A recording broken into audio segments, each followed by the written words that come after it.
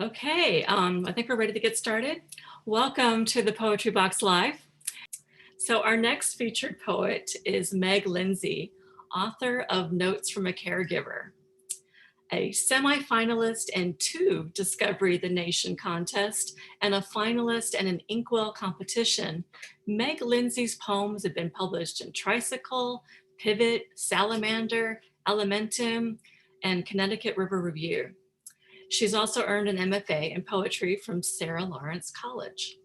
Meg is also an established painter, showing for decades in galleries and museums, and she is currently featured in a virtual gallery show through the Irvington Library, highlighting her art and poetry from her first chapbook, A Painter's Night Journal, which explores the emotions and difficulties of painting. In Notes from a Caregiver, the subject of her writing dramatically changed, and she'll be sharing that story with us here today. So please welcome Meg Lindsay. Hi, thanks, Sean, for setting this all up, and all you people for coming on a Saturday night as things are opening up. A lot of people are out. um, in 2016, my husband, an athlete who'd never been sick, collapsed with bone cancer. The poems in this book, Notes from a Caregiver, were written in doctors' offices and hospital waiting rooms. I've been told these poems are being used by psychotherapists to help their patients deal with similar traumas. What they don't tell you. After 10 days in a hospital, you regain the ability to walk, albeit with a cane. So I put the commode out in the hall as you are laughing a bit more, the gleam back. But the chemo starts, and the next morning, again, pain in your ribs and sternum, and now it burns in your chest, and again, you can't make it up the stairs. A spasm, and your body folds into itself, into the sign of the crab. No one tells us there is a spray guard to insert in the commode. No one says do not go off stool softeners while on painkillers, even if things get loose. No one tells you, so we don't know if what seemed an upward trend is reversing. No, not the wrong way back to where you were at its worst when we didn't know what it was. They don't tell you what to expect. Maybe because seeing so many, they don't have time. Or maybe no writers on the medical staff to make inclusive lists. Or if they told you the range of options, maybe they fear the details will break you. No one is willing to tell you anything firm except multiple myeloma has 900 gene variations. Multiple myeloma is incurable, although it can be blocked, although undetected weeds smolder. Not remission, not as in remit to cancel or refrain. No one tells you that after 36 years of marriage, you are about to spend the most intimate moments of your life with this man and his body. Next poem's about going to the doctors. Sherpa.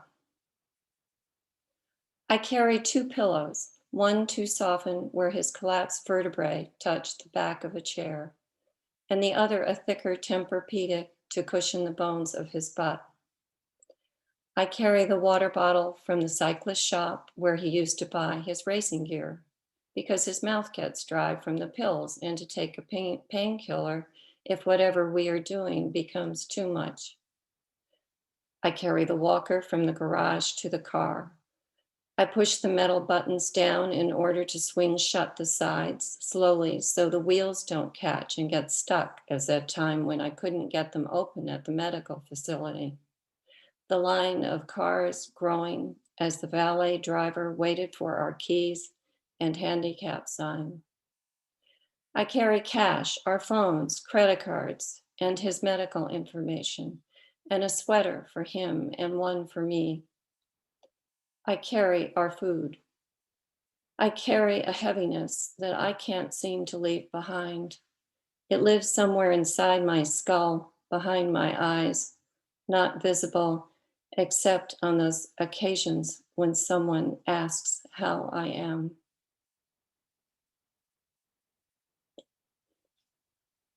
This next one, I think most of us have experienced about the pain scale. How do you measure pain? Pain scale. Asked yet again if 1 to 10, the scientist in him asks of what? His annoyance at the stupidity of the pain scale itself, such lack of nuanced dimension. Before cancer, he lived in philosophical angst, a soul deep bafflement about being born, about work, about a failure to achieve otherworldliness. But when his biofeedback teacher says he is not ill, that he has a condition, he detaches into new openness, laughs often. I decide we cannot know another. He stops opiates when others cannot. Doctors say his will to live is strong, but he says if it comes back, he would not take treatment.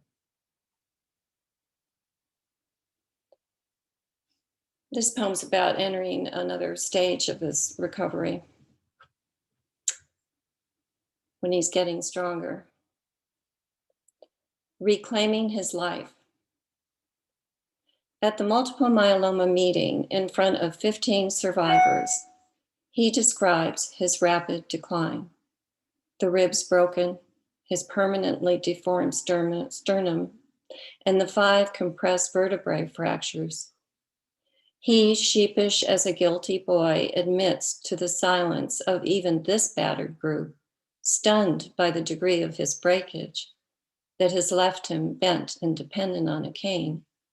He admits that the day before he'd hit 100 golf balls at the driving range, something he dared not admit to me. The spine specialist had said, okay, golf if the correct form, but had not said 100 golf balls. And that night, indeed, he'd complained of the usual severe fatigue, chronic pain, the when will I ever feel better, as if I might get annoyed, which I do.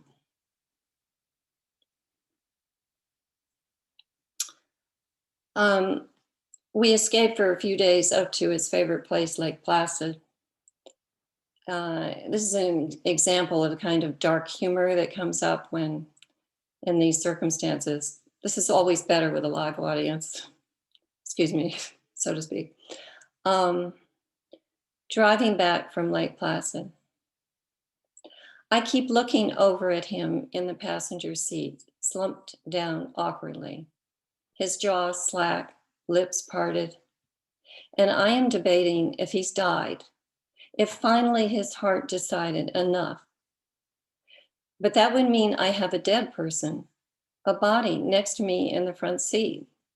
What do you do with a dead person? What if he's not dead? I should get him to a hospital, but he would kill me if I took him to a hospital and he really had died, and I was responsible for having him revived.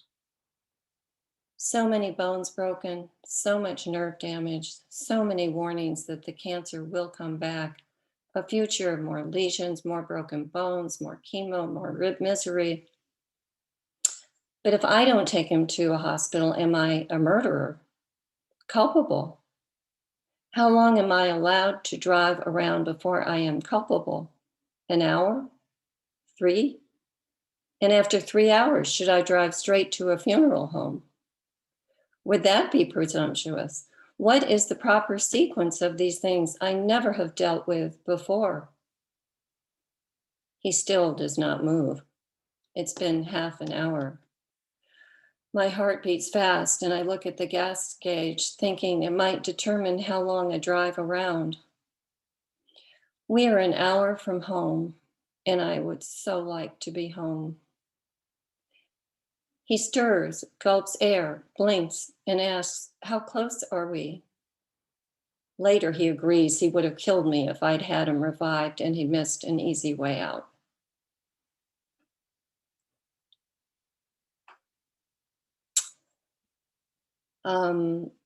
The next two short poems are what is like the daily challenges of relating under these circumstances. In the kitchen, I'm cooking. I don't like cooking. Cooking alone. The shrimp he likes, and he, tired, coming back late. I can tell he's aching, but he knows I'm hungry, senses I'm tired, and anxiously starts to help. So I spill the green smoothie I'm pouring from a blender after I've caught sight of him getting up on a stool to reach a bottle of wine for cooking the shrimp. And I'm freaked he'll fall. So I banish him from the kitchen. And he says he knows I'm stressed and he wants to help. But I know he's stressed and must go upstairs and lie down. And we both must back off. But he's shaky and I yell because he wants to help and he yells and none of this is working.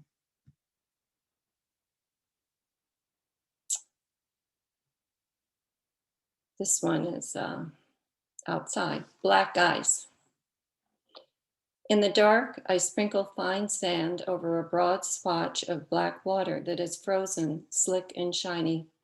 And I shout because he's far off in the parking lot to point out where I've sanded so he won't slip.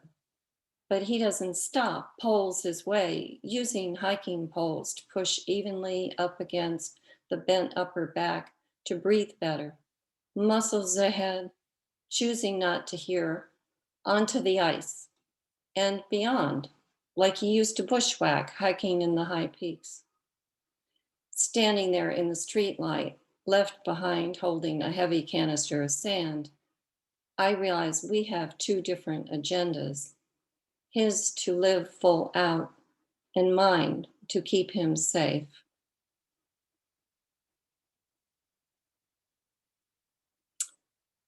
Two more. This is back to the doctor's office in monthly visits, monthly blood tests for results. Visible signs. The physician's assistant says, as she clicks the mouse, as she stares at the blue screen, oh, he'll want to resume chemo. And we are torn between chemo, side effects, the new immunotherapies, or an emptiness, perhaps sooner, or rather later. And the oncologist says, it's changed. It's what we've expected from 0.05 to 0.20. You've done no maintenance to keep it down. And we counter with, well, he's treated his broken bones, not built up resistance to the drugs. And the oncologist says, we'll do another test. So I asked the oncologist about his Thanksgiving, want him to pause, wanting him not to vanish behind a closing door. And he says he is cooking 2 cranberry sauces so far, 1 with chutney, and I say I prefer orange. Does he see beyond our unchanging expressions, the bomb he has lobbed into our lives, exploding once again? As we try to think what more to ask before he shuts that door, as we sit and look at him, as he looks at the screen, as his hand each time clicks the mouse, moves the mouse, searching.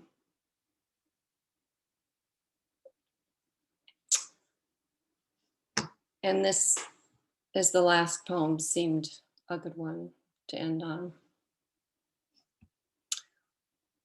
What I miss. I miss his walk without pain. I miss the freedom with which he danced on skis down white bump slopes. And I miss not worrying if he's fatigued, if he hurts more than the day before as he walks, his spine curved and bent. Or did we forget pillows if the restaurant chairs have a hard rim that might cut into his back? I miss an earlier time when if I made a mistake, it would not mean more broken bones or saving his life. I miss the years thinking our marriage won't work out. And my dread of becoming a caregiver, so expected of daughter, sister, wife, now that I am a caregiver. And I miss worrying he would be too self-involved to take care of me. I miss all our previous petty innocences before facing head on his utter collapse and the threat of death. And I miss not realizing how deeply entwined we've become. So the giving of care becomes the seamless give and take of sameness of self. And now, as many of you know, my husband's fine. He's on this, Gary Fay. 5 years later, he gets treated every 2 weeks. There are, with all the new therapies, they give him 10 more years, which I'm not sure he's thrilled about. And he bicycles 20 miles and hits too many golf balls. Thank you.